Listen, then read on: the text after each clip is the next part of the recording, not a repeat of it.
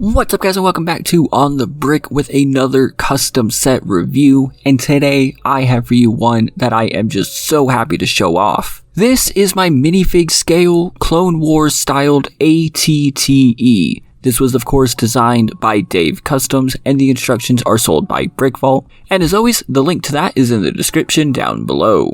This is an incredible build and one that is much larger than you might think. This is my custom Phase 2 Cody for scale. This build contains 2,133 pieces, it is 17 inches long, or 20 if you include the cannon, 13 inches wide, and 8.5 inches tall, or 43 by 34 by 22 in centimeters. I was able to put this together over the course of just a few days and it is incredible. There is so much detail here, there is a full interior, there are cannons, ramps, everything. This is an incredible build. I had so much fun putting this thing together. It's incredibly sturdy, which I really enjoy, and there are only a few parts that are probably a little more fragile than they should be. However, we're going to talk about those because I don't think they're a design flaw. When I was putting this together, there was never a dull or boring moment. Sure, the front and back half of the build are almost identical, but it's still nice enough that it wasn't really super repetitive or boring. And like I said, I really love how strong he was able to make this while still having a full interior. And not only that, but he was able to actually put some nice, interesting details on the inside as well. So along with all the chairs and gun racks, there's also like this passageway to the front and back of each side. And even though they're a little hard to see on the front, also I'll show the back here, there are gunner seats as well, which are really nice. Again,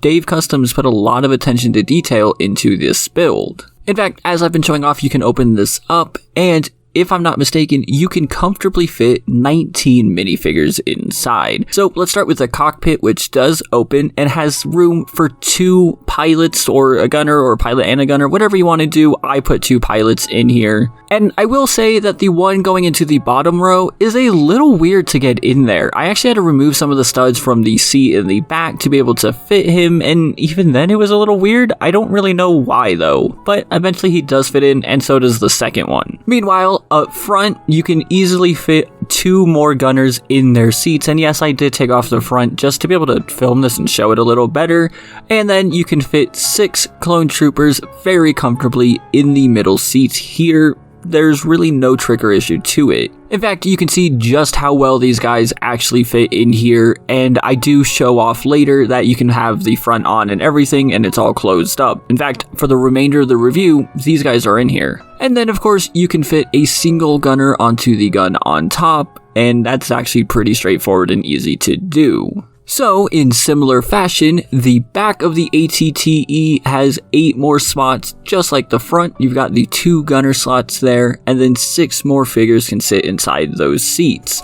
However, as you notice, there is a lot more room back here, so if you really wanted to, and really wanted to, you could probably fit a few more minifigures, maybe get up to like maybe 21, 22 comfortably. Which is pretty awesome because in canon, the ATTE can actually hold 20 troops, so you really just need room for 1 more. Now, the ATTE does have these 2 lasers on the back of it facing outwards, and there is a bunch of mobility here and everything. It's just a little hard to show that while filming. And the front of the ATTE has 4 more of those, which can also spin around and move and everything. However, one notable point I want to point out is this turret on top. It can raise lower and spin around, however the connection here that just fell off is really loose. This actually isn't the first time that I've built a turret using this exact design, and it's also not the first time that I've had this issue.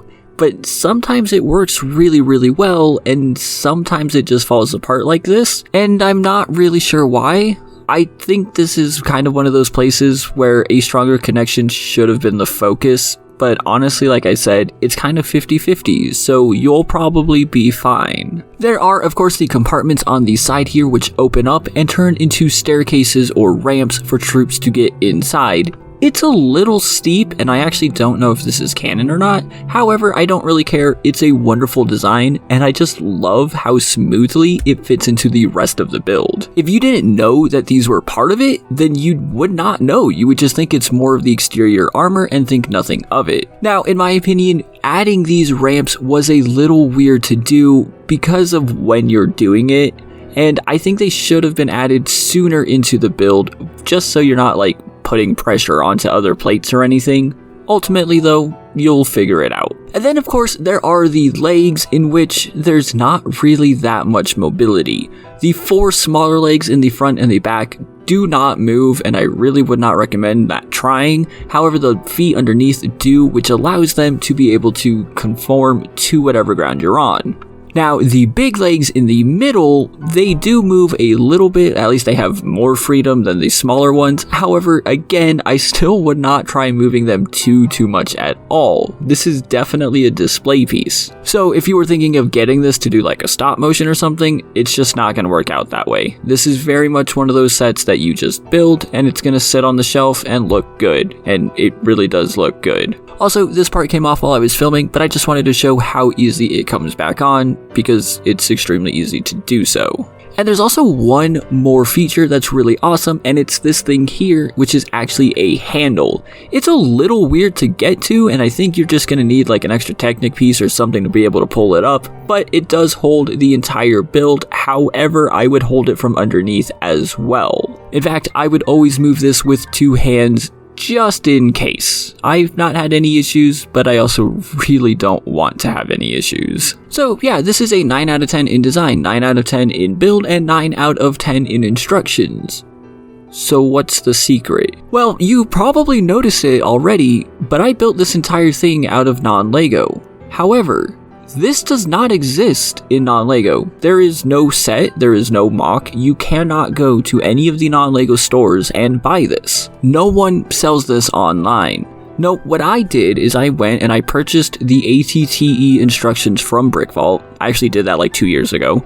But I took the part list, went to a website that sells non-Lego pieces, put the part list in there, and it gave me about 90% of the pieces that I needed. The rest I was able to purchase directly through Lego on Bricklink. When they came in, which only took about 2 or 3 weeks to do, I was able to put this thing together following Brickvault's instructions without any issue. Again, some of those areas are half design and some of them are probably the pieces that I used, but overall, the structure and everything holds extremely well. And at the end of the day, the estimate on Brickvault's website says that this would cost over $400, which is about what I usually get when I try. However, I was able to buy everything, including the Lego pieces and shipping, for under $150. Yeah, that's about $250 to $300 cheaper than if I built this entirely out of real Lego. In other words, I could buy 2 or 3 of these using non-Lego for the price of one real Lego version. And ultimately, I think it came out great.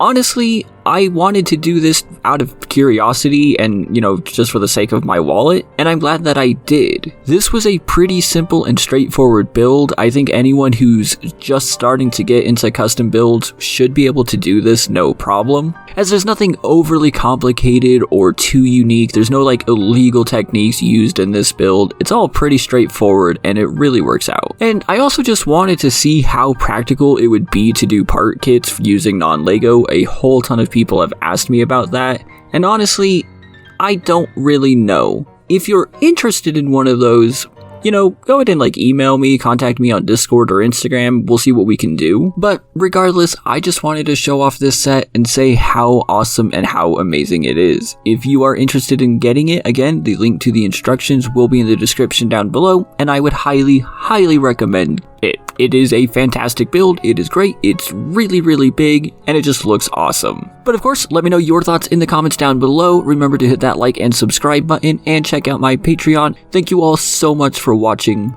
and I will see you next time.